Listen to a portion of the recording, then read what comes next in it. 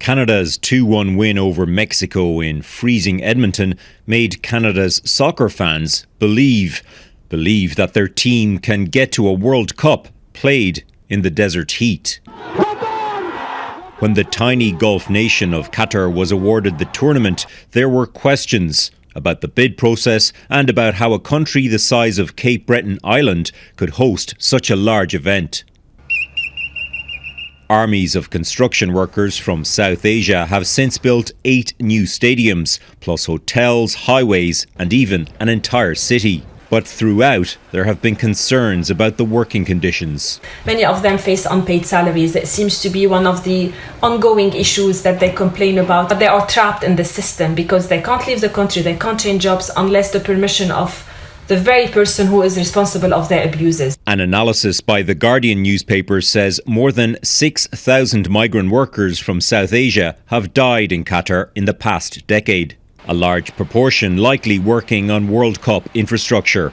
Many deaths simply labelled as cardiac arrest. The climate conditions in Qatar and the Gulf are very harsh in terms of you have at least 6 months of the year where the high level of humidity is high. You're talking about over 40 degrees. Under growing pressure, Qatar introduced reforms in recent years, but human rights groups say most workers have seen little change.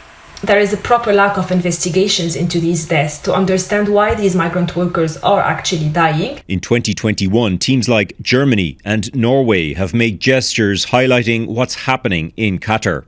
The Danish team says it will do the same at the tournament, promising to only stay in hotels where workers are respected. If Canada gets to Qatar, not every fan will want to go. I can't get past the moral leap that it would require to do that. I would feel a little bit dirty, so to speak. Soccer blogger Tej Sahota says he won't judge others who go and thinks it's on officials and governments to take a stand, rather than star players like Alphonso Davies. They can make changes in a more subtle way, speaking with the media, doing things away from the play of field that might be more subtle, that doesn't put them at risk so early into their younger careers. But before any moral dilemma presents itself, Team Canada has to get to Qatar. 6 huge qualifying games still remain. Redmond Shannon, Global News, London.